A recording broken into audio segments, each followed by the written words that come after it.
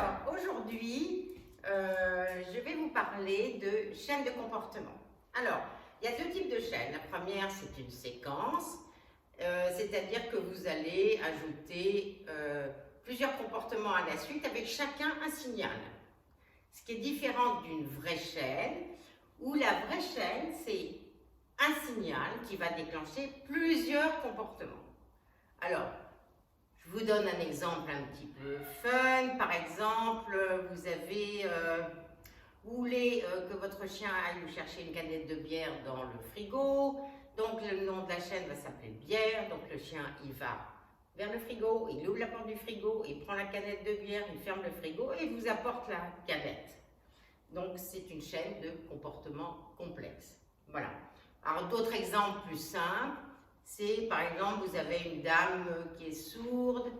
Quand la sonnette de porte retentit, le chien va être conditionné à faire un comportement précis pour prévenir la dame.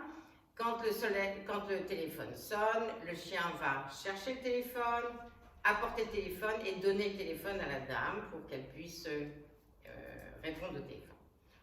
D'autres chaînes beaucoup plus simples aussi, par exemple, vous êtes à l'apéritif, il y avait beaucoup de gâteaux apéritifs sur la table, et puis bien sûr, les chiens, ils tournent autour pour essayer de voler ou quémander quelque chose. Et avec l'inconfort, par exemple, d'avoir un labrador avec une queue un peu raide qui peut vous casser en plus votre verre, donc c'est parfois effectivement un peu insupportable. Et ce que les gens font le plus souvent, c'est que les gens punissent leur chien, alors qu'en fait, on peut très bien conditionner le chien à, dès qu'il voit des délices sur une table basse, il va dans son panier. Par exemple, on peut très bien conditionner aussi, quand il y a la sonnette de porte retentie, au lieu que le chien aille sauter sur les invités, on le conditionne à aller dans son panier. Autre exemple, on peut très bien mettre un petit grelot sur une porte.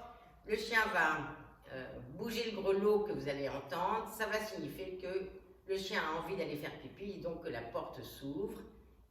Et comme ça, vous pouvez entendre quand il a besoin d'aller faire son pipi.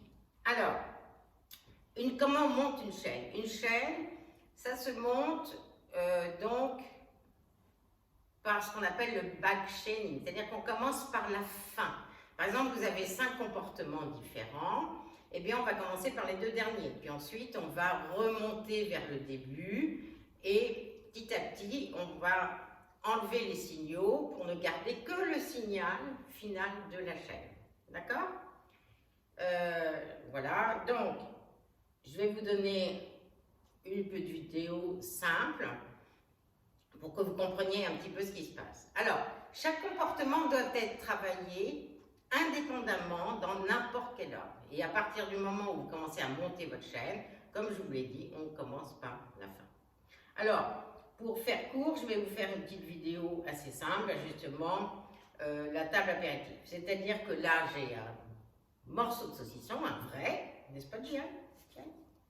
Ah oui, hein, c'est un bon morceau de saucisson. Et c'est-à-dire que quand J.I. va voir le morceau de saucisson posé sur la table, il doit aller dans son panier calmement. D'accord? Donc, je vais vous montrer ça. Donc, au départ, je vais travailler le refus d'appât, c'est-à-dire que je lui montre le saucisson, mais bien sûr, il ne doit pas venir le prendre. Donc, je renforce.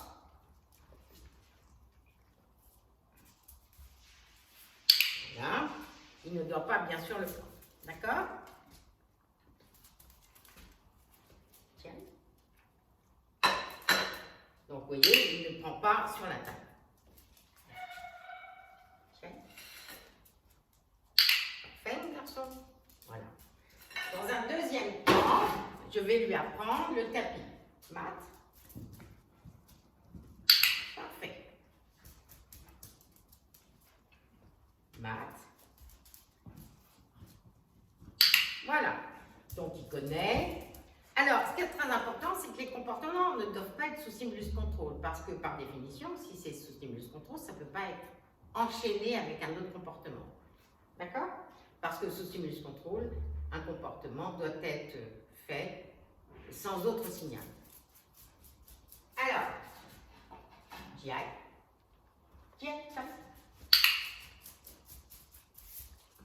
Voilà. Alors, donc, quand je vais lui montrer le saucisson, au moment où il voit le saucisson, au lieu de cliquer, je vais lui dire mat, c'est-à-dire un mot tapis. D'accord? Et à un moment donné, il va anticiper. Et donc, il va aller, dès qu'il va voir le saucisson, il va aller sur son tapis. D'accord? Donc, j'y aille. Mat. Viens. Mat. Donc, je recache.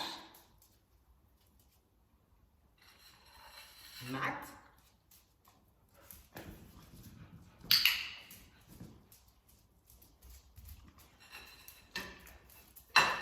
Mat.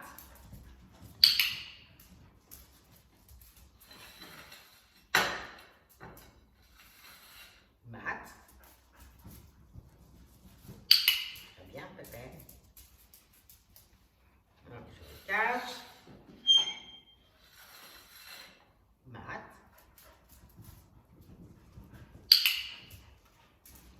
Alors, je vous conseille au début de mettre des choses avec peu d'importance dans l'assiette. Qui aille. Mat. Mat.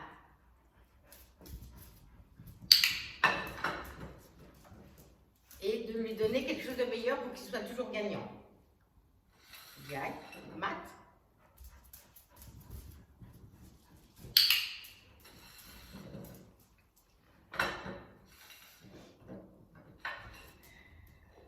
Oh, pardon. Tombé mon truc.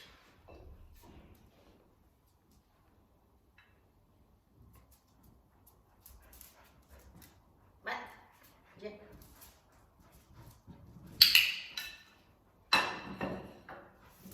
Donc là, j'espère que vous avez vu qu'il commençait à réfléchir en disant qu'est-ce que je dois faire? Est-ce que je prends le saucisson ou est-ce que je vais dans mon panier? Donc il a choisi, il a pris une bonne décision pour qu'il soit gagnant dans son panier. J'y aille. Mat.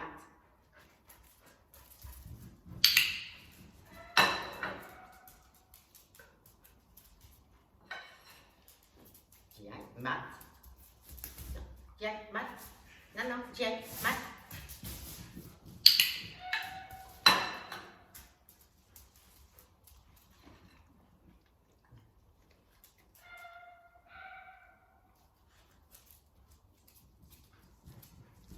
Voilà, donc vous avez vu, là, je n'ai pas dit le mot mat. Je l'ai laissé réfléchir pour qu'il aille dans le panier.